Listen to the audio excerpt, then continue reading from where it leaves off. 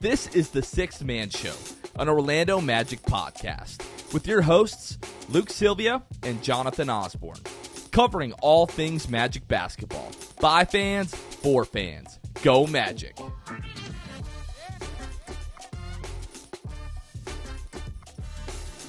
What's going on, Orlando Magic fans? You guys are back with the Sixth Man Show. Today is July 31st, 2023. Jonathan Osborne here, as always, joined by my co-host Luke Sylvia.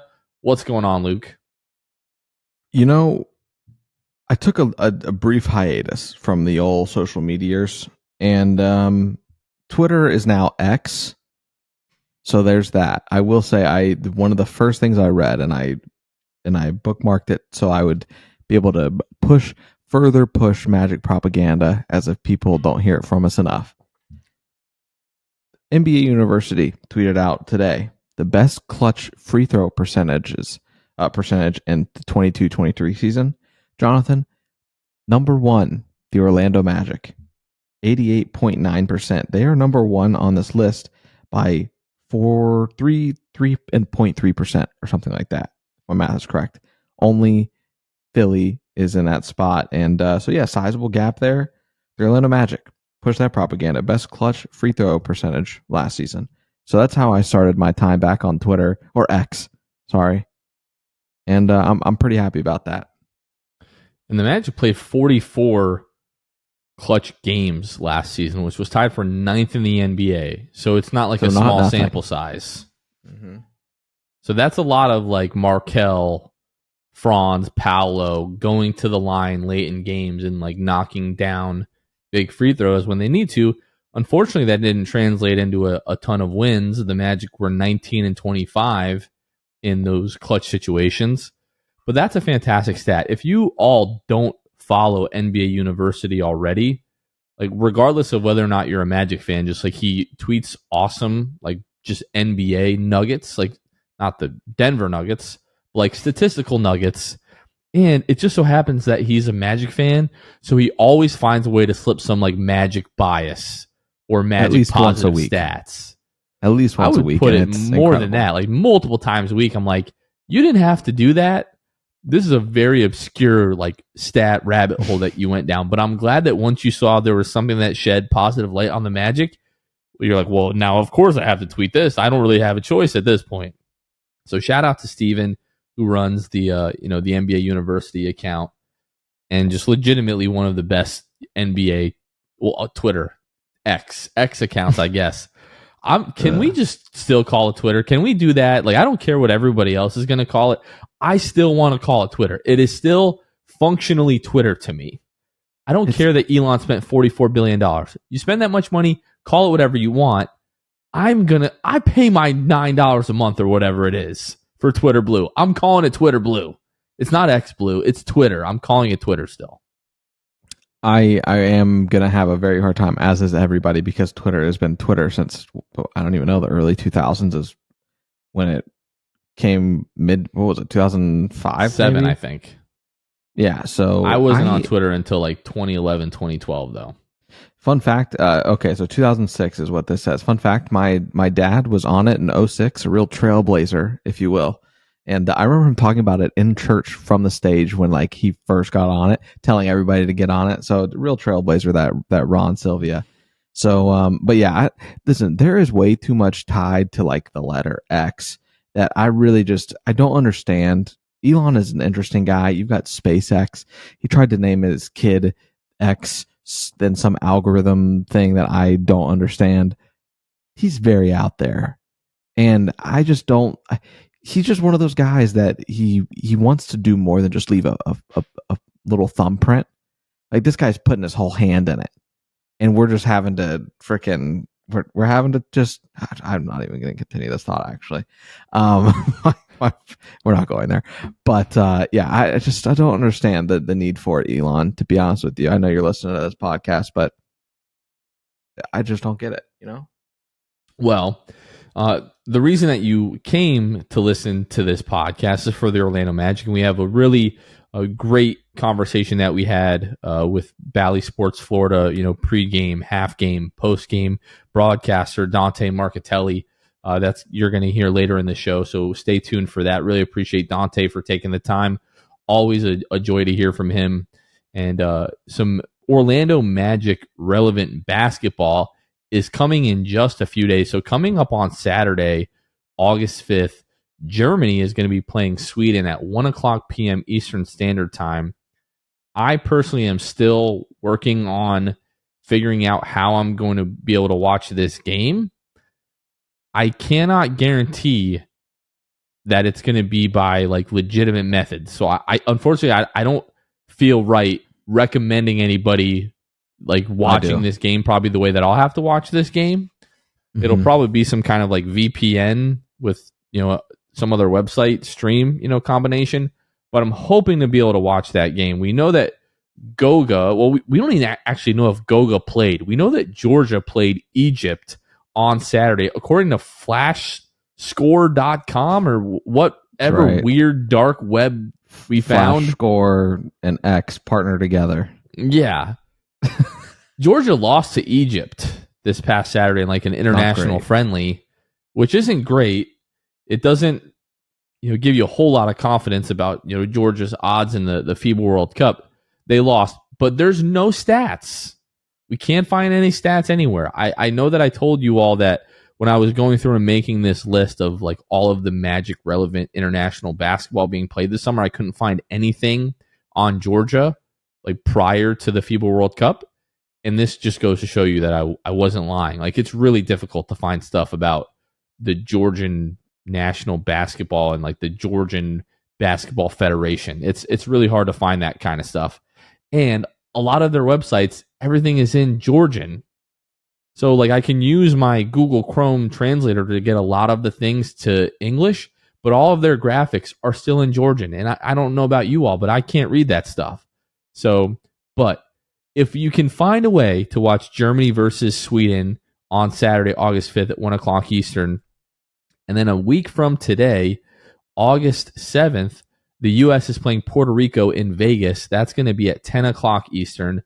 I don't know if that is going to be televised anywhere. I would assume so because it's Team USA, but I really don't know. And for those of you that joined our Summer League like playback watch parties who have been waiting to hear more news on whether or not we're going to be able to do those for the FIBA World Cup, we've been told by playback that they will not be able to broadcast those games. So maybe we can do some kind of like second screen experience where, we're watching on one screen, but we're all sort of hanging out in playback and talking about the game while you all also watch the game on another screen if you have ESPN Plus.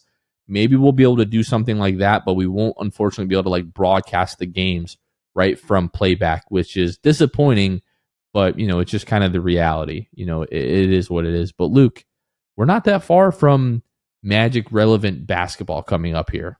Thank goodness. Thank goodness. And also, if you're wondering, if you're trying to catch the Puerto Rico USA friendly on August 7th, you're looking at only about $99 for a ticket there.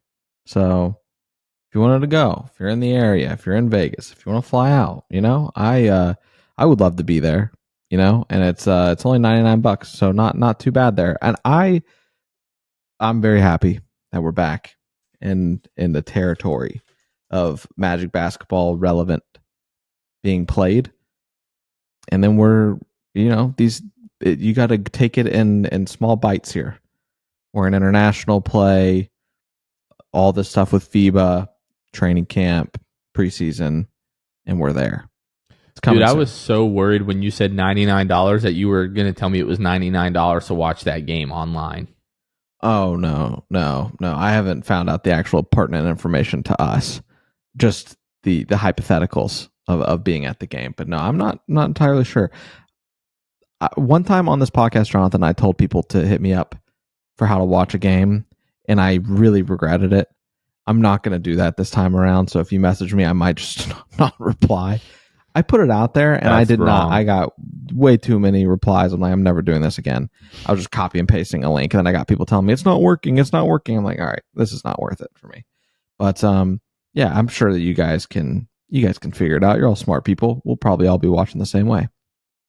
I hope so. I don't want to have to wait longer than we've already had to watch Magic relevant basketball. So that's going to be something to look forward to. But apart from that, we are in like the dead of summer. There's not really too much like Magic relevant news that came out. We talked about it last week that Jalen Suggs was going to be part of like Basketball Beyond Borders in Africa. And this past week he was in Africa, like working with top like African prospects, you know, running them through drills and help coaching, you know, that program. So that's awesome to see from Jalen Suggs.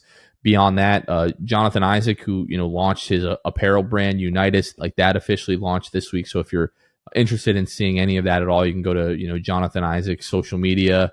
The whole launch party was streamed on YouTube. So if you want to go back and, you know, see any of that, one of my favorite artists, Torrin Wells, did have a live performance during that. I was like, man, I didn't get an invite to this event. I missed Torrin Wells singing like one of my all-time favorite songs in Known. So I was like down bad. I was like, man, I would have loved to be there for this performance. But yeah, if you're interested in any of that, you can go to, I think We Are Unitas is the social media tag. Very, very nice stuff. You know, I'm sure the quality is great and all that. We look forward to hearing more about it from Jonathan Isaac. But if you all are interested in that, you can go ahead and check that stuff out. All right, Luke, let's go ahead and give a special shout out to the folks that help make each and every one of our episodes possible, our wonderful patrons. If you've ever been interested in helping, you know, financially support the show, just help us do all the things that we do, like each podcast episode, giveaways, different events. You can find us at patreon.com/the6man-show, where you can join for as little as $2 a month. And we have other tiers with additional benefits that are all listed on our Patreon. And each episode, we shout out our Hall of Fame and Elite Tier patrons. So I'm going to go ahead and start by shouting out the Court Cousins, and then Drew Gooden, Armin, Carson Tulo, Jonathan Borges, Normal, Magic Player History, Gabe Gaines, Wiffle, Michael Martin, Jamel Miller, Michael Salapon, The Distract, Donkey Punch Dave, Paolo and Francis Warmth, Pierre A, Nostalgia and M&M's, Dylan Holden, Mr. Mikey, Eduardo Sanchez, Drummy Drum, Danimal, Dodo 15, Bobby Skinner, Goody 93, Teddy Sylvia, Eric Lopez, Fuchsia, Juan Gerardo, Bill Fulton, Edmund Lagone, Hosea Squealin, Destined for Greatness, Caleb Pete, Cannibalism, Time Mr. TV, ESPN Really Sucks, Gear 95 Shred, Junior Bruce, Half Rican, Shahin 177, Bolby the Dawn, Himlo Ben Himro, Improv 221, Rapistron Magic Kid 714, Spank Too Hard, Soft Taco, Johnny B, Fuego Nando, Victor Cologne, Fanwell 72, Irish Magic Mike, Austin Lampy, Random Hustle, Only Franz, Maria, Keith Wallace, Fritz, Trade for Grady, We Need Dick, Currency Kev, Bruv, Sal. Again, thank you to all of our patrons. If you'd like to join our Patreon, you can find us at patreon.com/the6man-show. And Luke, now let's get into our conversation with our good friend Dante Marchitelli. All right, Orlando Magic fans, we are joined by a very special guest, a broadcaster for Bally Sports Florida covering the Orlando Magic. He needs no introduction, but Dante Marchitelli. Dante, how are you, my friend? It's been a while since we talked to you. How have you been? It has been a while, man. Look at you guys got professional microphones now. You guys got all the, what is that chair you're sitting on? That is impressive, man. You got all, the gear is upgraded. You guys are rolling. I love it. It's good to talk to you guys. You're making us blush. I work from home, so I have to be comfortable during the day. So that's this like racing style chair that I'm sitting in, man. But always good to talk to you, Dante. It's been about almost 4 months since the season ended. Paolo, Rookie of the Year, historic rookie year. The team, really improved, especially the latter half of the season. Just what was your thoughts like overall last season? Like, what were you thinking during that 5-20 start? Well, we got to get healthy. We got to get guys back. I think that's what everybody was thinking. But I think before the year started, we kind of all had the same feeling. Was like, man, we could, if we stay healthy if we get everyone out there, we could be in the, in the final push for this thing and try to, maybe be in this thing 4 or 5 games out going into the last couple weeks of the season, and make a playoff push. We kind of all felt that if we could be healthy, that something like that was possible. And then you start 5-20, right? Everybody's down. You don't have a point guard. You got Bull running point. You got Franz Wagner running point. Just whatever bodies you had. I know we all love positionless basketball, but we all love point guards too. And when we started getting some healthy bodies back, remember Cole was out for a big portion of those 25 games to start the season as well. So that was just tough. You're thinking, man, you got this Paolo kid is special. Franz is even better in year number 2. Wendell seems to have taken a jump. You knew that these guys were progressing. You just didn't have enough depth. You didn't have enough health. And then guys started coming back. And then it kind of started clicking. And you were 500 or even a tick better the final half of the season, maybe even a little bit more. Then you start thinking, okay, if you had all of these guys healthy at the start of the season, which, knock on wood, we should this year, going into this season, then you're somewhat deep. You're going to have one of the deepest teams you've had, certainly in the last 8, 9, 10 years.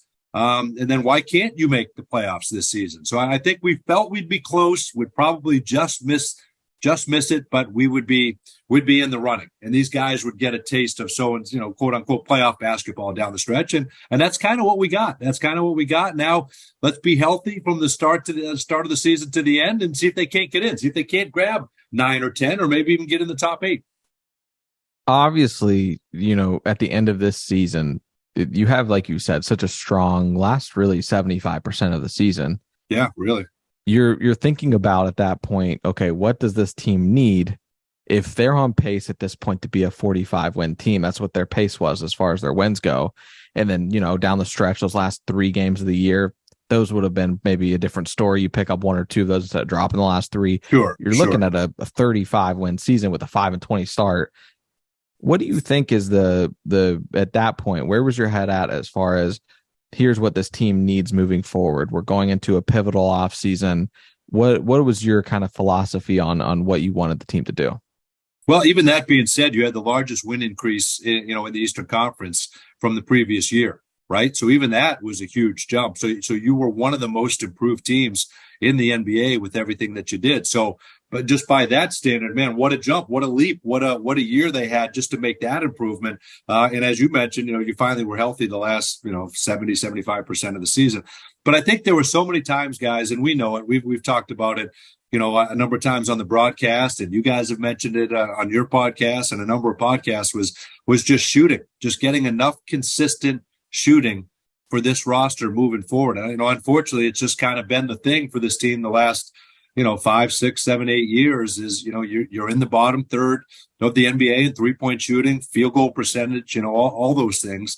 You've been a solid defensive team. You're one of the better defensive teams in the NBA last year. You're holding your own, solid rebounding team.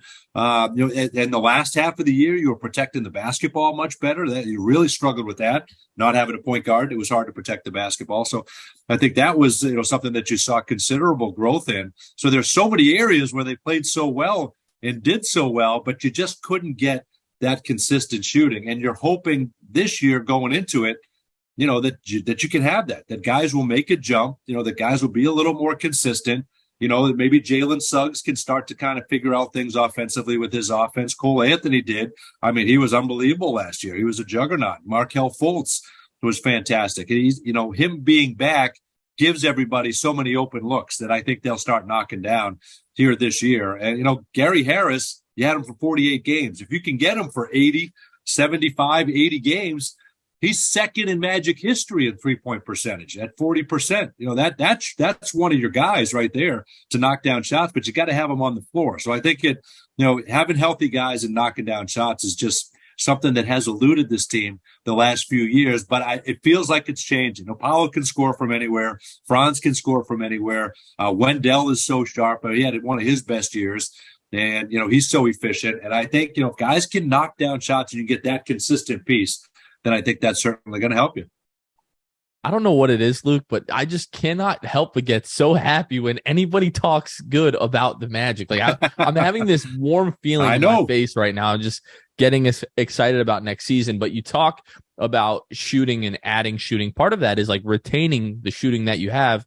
You picked up the team option on Gary Harris. You go out, you sign Joe Ingles, you bring back Mo Wagner, you bring in Jet Howard, obviously, and Anthony Black through the draft.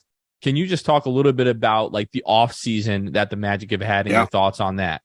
Well, there's a feeling that had Jet Howard been healthy, and had played fully healthy throughout that's a top 10 guy. It's a top 10 lottery pick with the way he can shoot the basketball. We saw a lot of that in Summer League. We saw that stroke that he has. Anthony Black is going to take a little bit, he'll continue to work on his shot and he'll continue to work on his jumper and his 3-pointer and all that stuff. And listen, the shot will come. He's so young, but his court vision, guys, I'm telling you, the way he sees the floor, that court vision, and then that size to play the point guard position, to play the 2-guard position, wherever they put him at 6'7", 6'8", the defense that he's going to be able to provide, but the way he's going to be able to get in the paint, similar to Markelle, and set up his teammates is going to be something special. And you'll start to see flashes of it this year, but give it 2-3 years. And I'm telling you, Anthony Black is going to be something special. Joe Ingles, when you start talking about veterans, adding veterans to this team, they got to be the right veterans. They got to be guys that are, that are going to help the youngsters and ideally guys that are going to help you on the floor as well. And I think Joe is a guy that can do that. Gary's not an overly vocal guy. He will talk if he needs to, and he's vocal in the locker room, and and he'll pull guys aside, and he's got the ear of all the young guys, which is pretty impressive. Guys look up to him, guys respect him. So he has it in that way, but he's not overly vocal on the floor or overly vocal, off the court.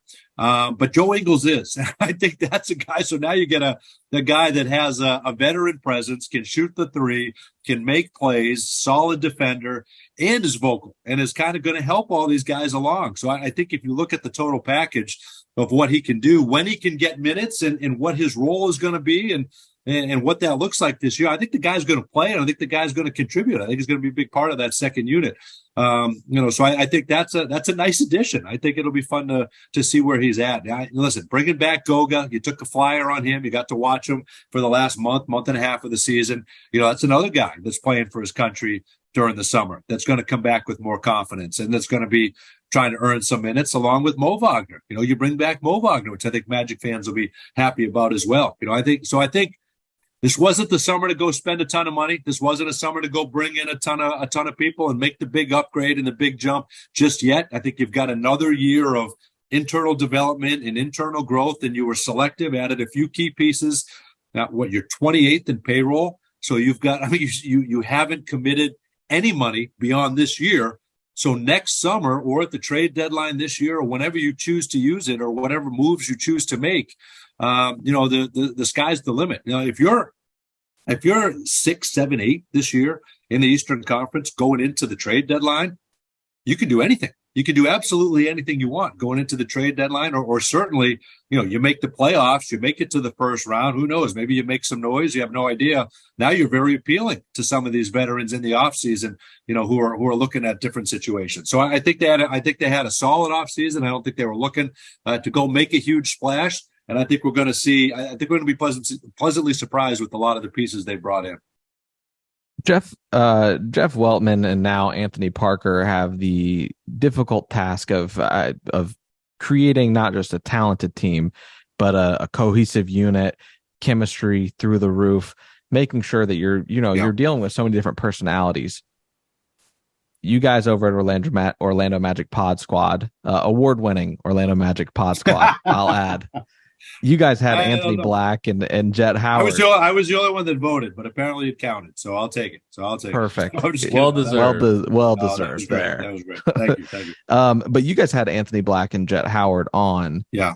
From a personality standpoint, whether that be off recording, off camera with them, anytime you got or on, is there anything you picked up on personality wise that you're like, okay, was there a moment or a time where you made the assessment of, okay, I understand why these guys were the picks beyond just their talent level, but personality? Well, if we were an award-winning podcast, first of all, we would have had Jet Howard's audio properly done. So that was so we got to start there. So we got a couple of dings for that. But you know what? We get to talk for a few minutes before and a few minutes after. And I think, you try to ease into it and just have a little conversation, get to know them a little bit. And they seem genuinely receptive, to what we had to say and who, just even learning who we were. Okay, Jeff Turner played for the team, this and that. And, we covered your dad, Jet, when he was here, Juwan Howard for his 1 year with the Magic.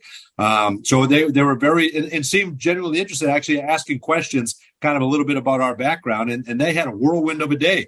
They met our staff, they had the press conferences, they did photo shoots, they did, things for an arena. There's a lot of things that they did that day. They just flew in that day after having their having their dream realized the night before by getting drafted. So I think they had a lot thrown at them. So I didn't expect them to have much energy at the end of the day to chat with us, but they did. They were into it, and they seemed genuine. They seemed like the real article, like what you see is what you get. Anthony Black, and certainly in particular, Anthony was no different before that he was during the show, and then again after, and same with Jet.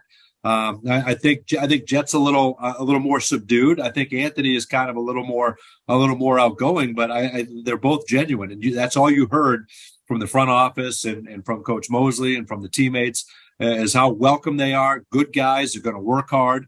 Good pedigree, certainly with Jet Howard and his dad playing 19 seasons in the NBA, playing for his dad. So I think they like the big thing with Jeff and now Anthony Parker, previously John Hammond. They like quality people, good basketball players that play the right way, unselfish, but that are good people and that are fine playing for their teammates. I think they hit it. I think they did. You can see it after you talk to those two guys, after you see them run a few practices, after you see them interact with their new teammates, that they got that right. And I think those are going to be two welcome additions. Going back to a moment ago, Dante, you were talking about Goga and Mo Wagner, playing internationally this summer for Georgia and Germany, respectively. I just want to get your opinion on the significance of Paolo playing for Team USA. Right. Franz, we saw him last year in Eurobasket playing for Germany, had a huge role on that team, what that could look like for him. But then our head coach, Jamal Mosley, in coaching the U.S. select team, just what do you think all of that and like this summer, what can that do for those guys moving into next season?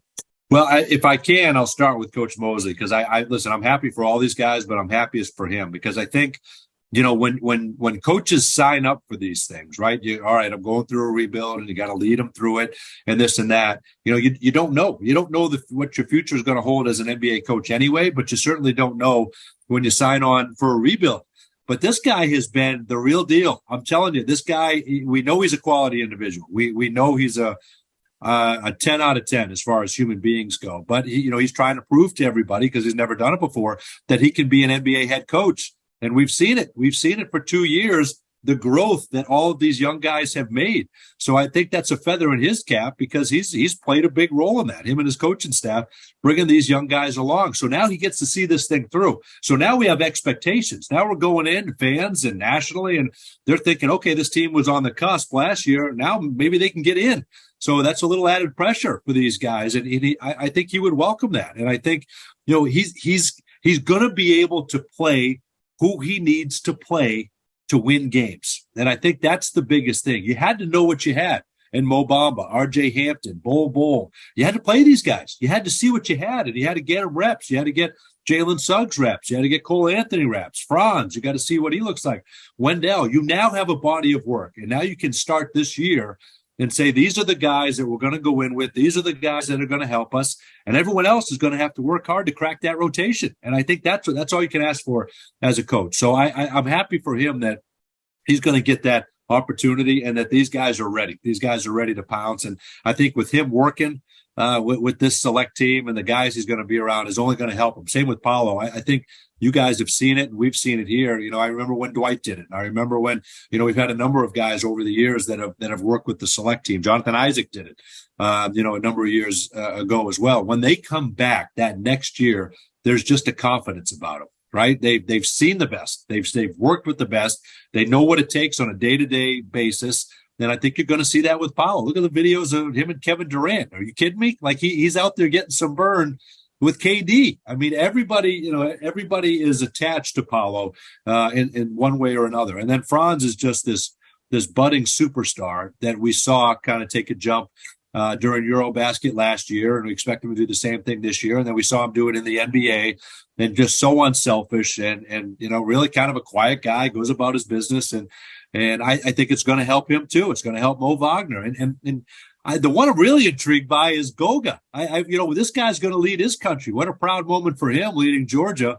And then, what's that going to look like for him as he tries to get minutes on this team. So to watch all of these guys and what they're going to do this summer, I think we'll all, as Magic fans, we'll all be watching. Did you guys have fun watching Eurobasket last year and cheering on Franz? I think we'll do the same thing this year.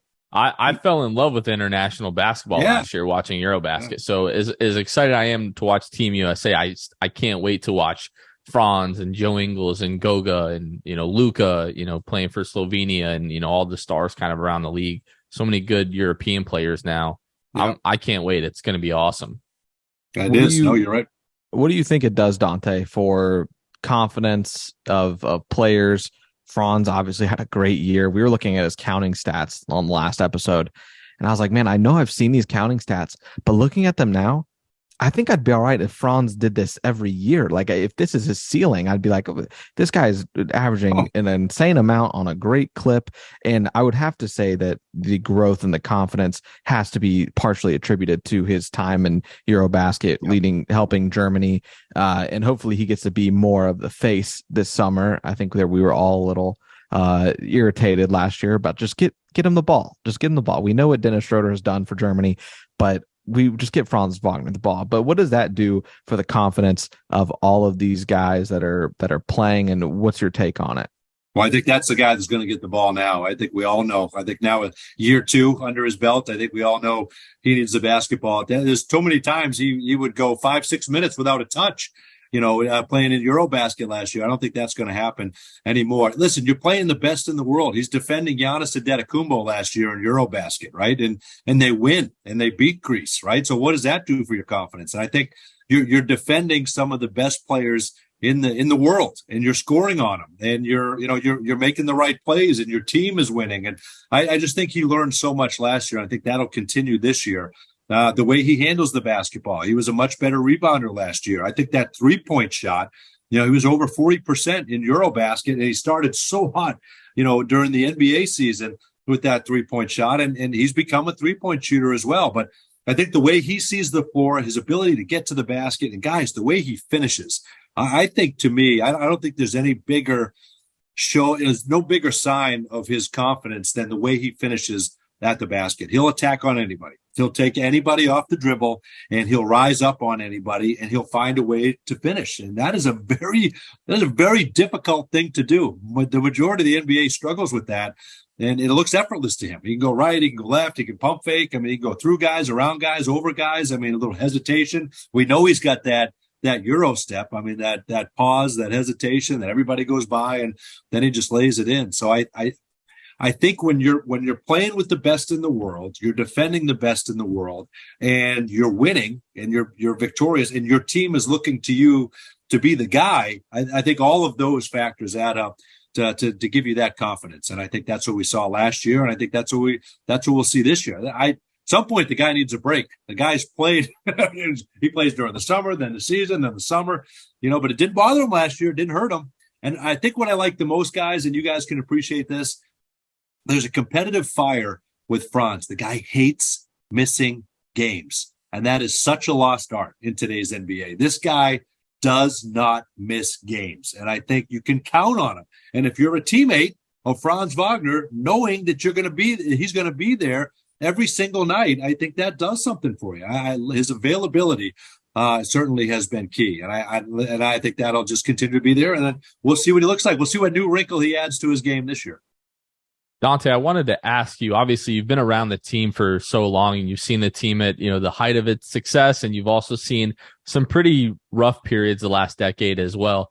Just wanted to ask you, what is one of your favorite stories from like the Dwight era of teams? Maybe not necessarily like the finals team, but just like while Dwight was in Orlando, what's one of your favorite stories just from following the team? You know what? The way they made fun of each other, I think, was probably my favorite thing. Just anytime you went in that locker room, it was fair game. Anybody, media, the way they picked on each other. I mean, it was just, and it was all in fun. It was locker room stuff, right? It's guys hanging out. It wasn't like hazing and all that stuff. It was just the jokes and the things they said. And it was, a guy like Anthony Johnson. It didn't matter what he wore. They had jokes for him, and they said he looked like something. Whatever, every single time, whatever outfit he had on resembled something, and they would call it out. Hito was just the glue. We know what he does on the floor. But just to be the guy, he was the one guy on the team that everybody got along with. No matter who you were, everybody gravitated to Hito. There just was no ego there. He was just down to earth, and he was the guy that could talk to anybody, and it was amazing. And I think that helps in a locker room, just a guy that kind of keep everything level. Everybody else did that, but I don't think anybody did it as well as him. And I think that was, and they made fun of his English, and they made fun of those kind of things. And we did. I mean, we had a segment called "What Did Hito Say?" on our show. And he was fine with that. And he's just an incredible sport. And I think that says a lot. He'd eat pizza before a game. Remember that series in Boston? He's eating pizza, and they're killing him in the locker room. He didn't care. He goes, "I'm hungry and I like pizza." Whatever. I think all that stuff was great. And then, Dwight's funny. And anytime you got on a plane, he'd grab the intercom, and you got your coach, Stan Van Gundy, there, and he would do his impersonations of Donald Foyle, and he would go down the line. But then he'd do Stan. He would do Stan impersonations. And even after the games, he got yelled at. He would impersonate Stan. And everybody's laughing, and except for Stan. Stan would laugh and chuckle, but I think he appreciated it as much as everybody else. But, those kind of things. He had a Superman Snuggie that he wore on the plane, so he'd get up and he had the Snuggie on with the cape. And he just was this larger-than-life personality that, got to remember, guys, for whatever reason, he was left off the top 75 NBA, which is an absolute disgrace, right? I'll go on any record saying he should be on there over Anthony Davis. Dwight Howard in his prime, Anthony Davis can't hold a candle to what Dwight Howard did in his prime. There you go. That to me, it says it all. And the guy was dominant for a decade, right? So whatever's going on and whatever people think of the last 10 years, whatever, but you got to look at his prime. So he's this larger than life personality, national attention, global attention. We go to China. There's people flocking to him, right? We went over there with the Cavaliers. And he never lost that kind of down to earth. He just always had that down to earth, fun personality. And he didn't have to do that. He was such a superstar with so many people tugging on him. And I just thought that spoke a lot of him. He loved when we played the Cavs. LeBron would come out and he would impersonate LeBron with the thing with the powder, and he'd make faces like LeBron. I mean, it was funny, but that was a big rivalry, with us and the Cavaliers. So I think, there was a lot of stuff that he did to make a lot of people laugh. And I think the way that team got along, then you throw J.J. Redick in the mix, and then Jameer Nelson, you just have Rashard Lewis. I mean, there was so many personalities in that locker room, and they all looked to Dwight. They all looked to Dwight and fed off Dwight. And, that was just such a special time. We do our best to try to remind people how good Dwight Howard was. Yeah. Didn't have the best ending to his time here in Orlando. That's not any secret, but that really shouldn't, it's been long enough that shouldn't diminish what he did. Even beyond his time in Orlando, people forget how good he was, even in Los Angeles, even in Houston. The guy made 8 straight all NBA teams. Oh. He was one of the best 3 centers in the league for the better part of a decade. And look at what driving back-to-back defensive players of the year. Right. We could go on forever. Well, don't you guys say, and everybody says, well, we get superstars and then they leave. Well, what team keeps, you're talking about Dirk Nowitzki, Kobe Bryant, even Paul Pierce left. Right there, you have the legends of Michael Jordan played for another team. There's very few guys that are drafted by one team and play their whole career there. Anthony Davis couldn't wait to get out of New Orleans, right? LeBron James has been on 3 different teams, 4 if you count 2 times with the Cleveland Cavaliers. So he played here 9 years. It's not like he was here 2 years and then left. He's still our leader in about 5 different categories. The guy had a heck of a career here in Orlando. Awful how he left. And I think if he had to do it again, I think it'd sit right here and it'd tell you that he made a mistake, that he didn't want to leave. He shouldn't have left. He should have stayed here, and he should have won a championship. But, you didn't know. He didn't know what he didn't know. And it felt like he wanted to go to another team. And, and and then bounced around a lot after that, and just never really could quite kind of find himself again. Unfortunately, in the NBA, and who knows? He may not play in the NBA again. I hope he does. I hope he comes back, because I think he's still talented enough to do it. But you're right. To that point, the guy was special, and I hate the narrative that everybody makes it seem like he played here 3 or 4 years, right? The guy was here 9 years. The guy had a heck of a run, and there's very, very few guys that get drafted and even play with one team for 9 years, right? I mean, there's very, very few of those guys. Well, we're hoping Paolo Banchero is the exception. Yeah, that's right. Him and Franz are here for a long, long, long time. Dante, absolutely. And we'll end with this. You're getting in your car. You're on your way to Amway before a game. You're looking to get in the correct, broadcasting headspace. What is on the Dante Marchitelli playlist? Like, what songs are you jamming out to on your way to Amway? Interesting. I think that's a good one. That's a good one. I like do you guys have Sirius? I like that highway channel. So I get a little country, right? A little country music kind of going in there. I'll listen to that. A lot of times, I usually have NBA Sirius radio on, to be honest, too. So make sure I'm not missing anything NBA wise as we go down to start our pregame show. I'm a big 80s guy. If I can find me some Journey, or something like that, or Poison, if I can find some of that going down to the arena, I don't think anybody in your audience will know what I'm talking about. But if I can find those bands going down to the arena, I'll listen to that.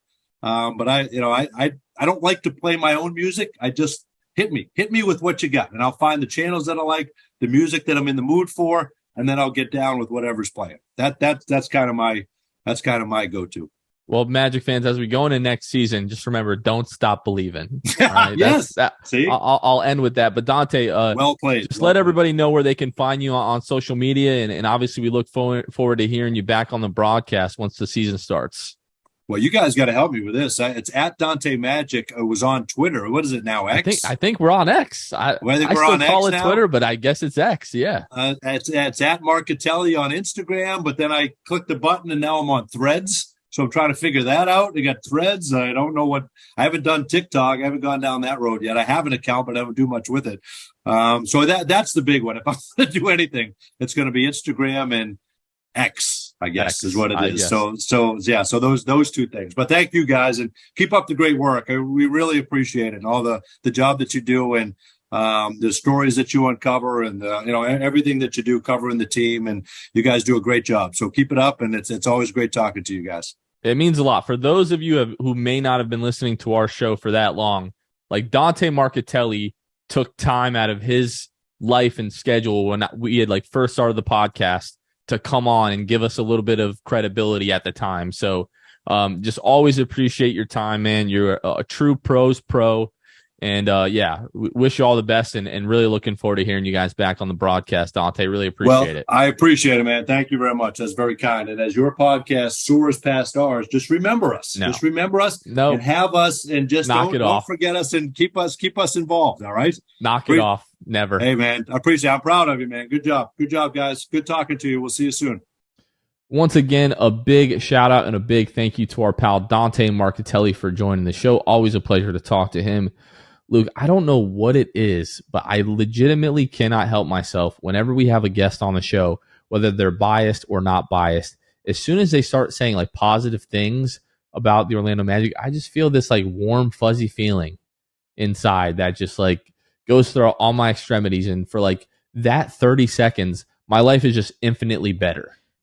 It lets me know that we're not alone in this optimism that we have for the team, and that it might not be blind optimism. We might actually be onto something here and feeling positive about our team. And I really just hope that we are correct in thinking what we're thinking.